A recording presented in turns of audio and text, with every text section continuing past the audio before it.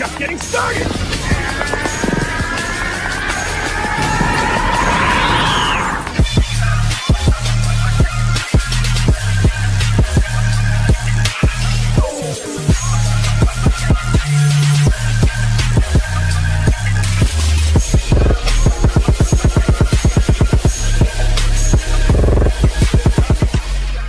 Yo, what is going on, all my wonderful but amazing viewers? It's your boy Real Gamers back with another DC video. Now, before anything, I'd like to start by saying thank you for all my current and new viewers taking the time of their day to stop by. Helps out the channel, so really, thank you a lot. Okay, so how do I really go about gadgets? Well, first of all, I understand how there may be a lot of new viewers tuning into the channel, especially because of this power being a really popular one. And on top of that, it's broken. So I'm going to try and explain this power to the best of my abilities without wasting any more time. The way I'll cover this video is like so, going over all the melee and range loadouts that I possibly have. On top of that, going over the artifacts that are usable for each loadout. Then I'll go over all the single target loadouts that I'm currently using with gadgets. Plus, I understand how everybody isn't super speed, which in my opinion, super speed is the best way to maximize damage with gadgets. But as for those players that may not be super speed, I'll make sure to have some alternatives. Overall, there's much to cover throughout this video, especially with the clipping mechanic and how to clip with gadgets, so I'll make sure to section out this video in the easiest way possible so you guys can skip to whatever part. And yeah, that's enough of me ranting. If you guys are ready, hey, hit the like button, possibly comment or subscribe if this video helps you out in any sort of way. Please go in the comment section, start a debate, let me know how you guys feel about the power. I know there are many people that are wanting to share their opinion about single target with mental and gadgets, so hey, let me hear some debates. But overall, let's go for 50 likes and let's get straight into the video. Getting straight into the range loadout. As for moves, the moves we are using are napalm and suppressor turret, fear gas and heat vision, which heat vision can be substituted, robot sidekick and stealth. Within our stealth loadout, if you aren't super speed, you can run sticky grenade instead of T-pool. Also, we are running normal and P-dart. Finally, robot sidekick. As for the two supercharges, we are using neo venom and asphyxiation gas. As for artifacts, we are running the solar, transformation card, and the strategist card, but keep in mind you can replace the solar for the grim if you would like. Overall, when comparing the solar versus the grim, especially when using range with gadgets, I'll personally stick with using the solar just because napalm grenade causes the burn PI, allowing your fear gas to hit harder, and on top of that, using the solar amplifier gives you a higher base might versus the grim. Overall, you guys are still free to play as you wish. Ways of performing max damage with the loadout is by continuously spamming napalm grenade, and on top of that, whenever you do clip into your stealth form, make sure you clip your 3 moves slowly because clipping them too quickly will actually make one of the moves miss in that rotation, so just continue to clip slowly. Overall, the damage is looking nice though, averaging 100k for each rotation. I slowed down with this rotation, so this may drop back down like so, but still, damage is still looking really nice. Understand with napalm grenade and fear gas, those are dot moves, which means they do damage over time. You're not going to get heavy burst damage like most other powers or most other moves, but still, we have another range loadout that can maybe do that for you, so stay tuned.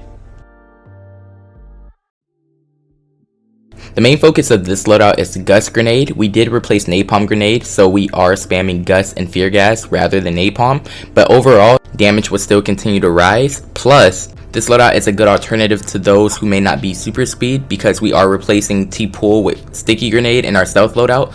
You can make this loadout hit harder by replacing Heat Vision for possibly Napalm Grenade, and whenever you do hit your stealth form, you can actually clip your Napalm into your stealth so you can get the burn effect off. What this does is allow your Fear Gas and Gust Grenade to hit harder due to enemies being burned, plus Fear Gas hits harder due to enemies being electrified, which Gust Grenade does.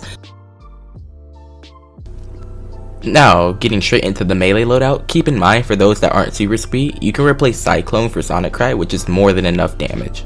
Plus, Sonic Cry sets the PI, which is Daze, so it gives you more flexibility within your artifacts.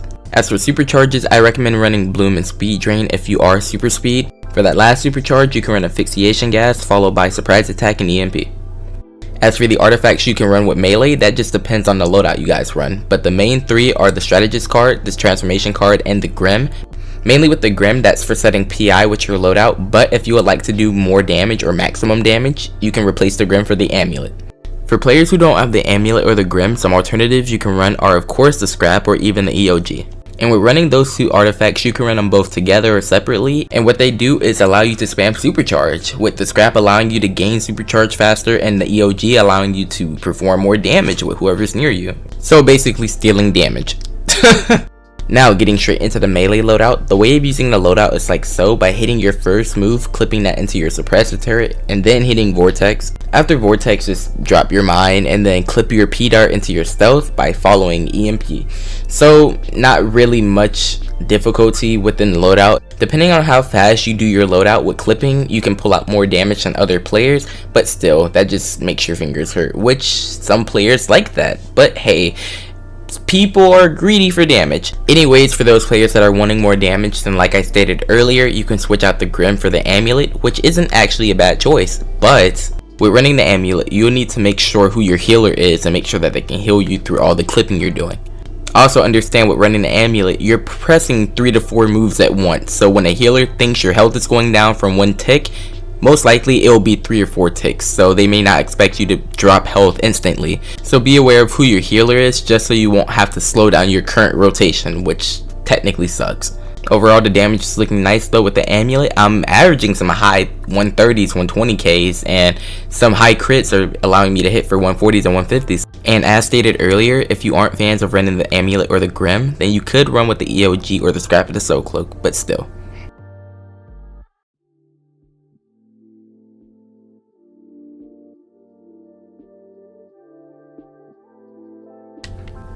Now getting straight into the single target loadout. For starters, these are the moves that we are using. And with this first loadout, we won't be using the Amulet, so this will include the 35er with the Grim involved. And for those players that aren't super speed, you can replace T-Pull for Sticky Bomb or even Battle Display. Be aware, if you're a player who doesn't have a lot of skill points in that range of 400, maybe 430 plus, then I wouldn't prefer using Battle Display, mainly because it benefits the weapon taps. And on top of that, weapon taps come from Prec, which if you don't have a lot of points into your Prec, then it won't technically do much and it's a waste of a move. And finally, as for supercharges, we are using Neo Venom and Asphyxiation. Getting straight into the rotation is done like so, clipping your taser pull into your turret, jump cancel into your fear gas. Keep in mind when hitting your 35er, if you are jumping while pressing your 35er, you'll actually end up canceling the move, so just be aware of jump canceling your fear gas into your 35er too quickly.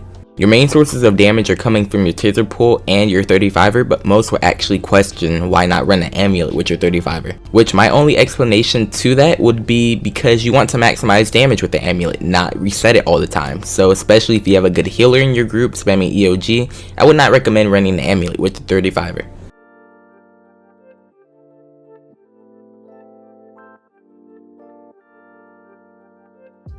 Keep in mind with the next single target loadout, we are currently using the Amulet, and this is for maximizing damage with taser pull. Plus you can use this loadout too for AS, mainly because of napalm grenade, clipping that with fear gas, which is similar to your range loadout. And as for supercharges, you can use Neo Venom or Asphyxiation, or possibly replace Asphyxiation for bunker. So getting straight into the rotation, something I would like to call out is taser pull, which my complaint with taser pull is it's similar to hand clap, not as inaccurate where hand clap will hit for 80 or 90k and then drop to 40 or 50, but with taser pull you're averaging 71 to 67k for each tick. And my numbers were only going up due to me clipping taser pull within my stealth. Then my taser pull was going from 71 to possibly 79 and 81k. So that was only lasting for about 4 to 5 seconds, plus everybody's might is different. And for those that are using the loadout that aren't using napalm grenade, then possibly replace napalm for battle display so you can get more weapon tab damage. For players wondering about supercharges, I would personally stick with Neo Venom so your taser pull damage can go up. Plus if you were to run any other supercharge, then I wouldn't know what you would run with. As for damage is looking nice by averaging some high 80s and 90s, but keep in mind with prioritizing your artifacts, the way you'll want to do that is like so. Fully rank up the transformation card or rank it up as high as you can get it, then rank up the strategist card, and finally rank up your DPSing artifact, which is the Grim, the Amulet, the Solar, whatever you may be using, but still rank up your DPSing artifact last.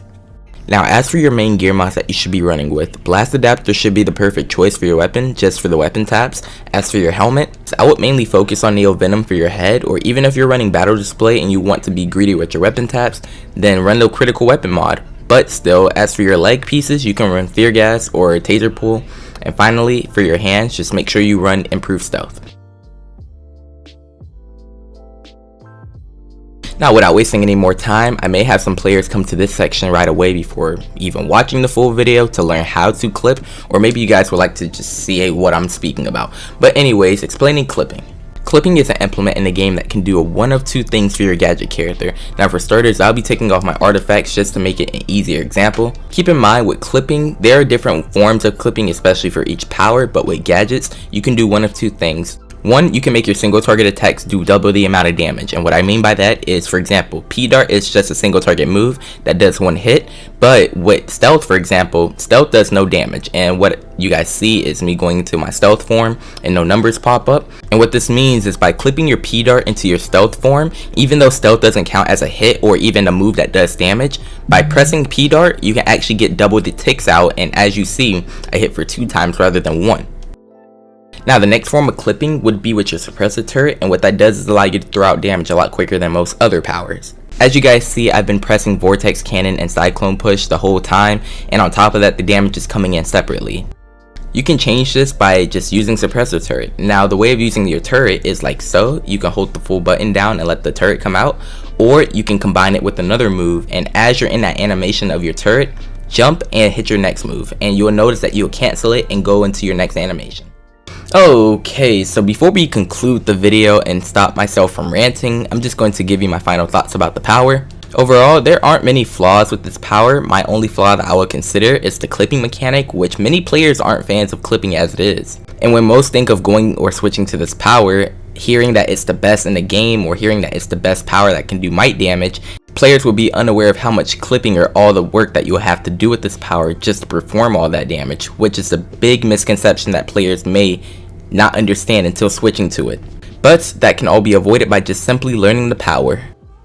But anyways, I am done talking for now. If you guys have any questions, comments, or concerns, hit me up in the comment section. Let me know what you guys are feeling about the video. Please let me know what I could have included differently, and I'm going to let the gameplay play out. So please enjoy and take care.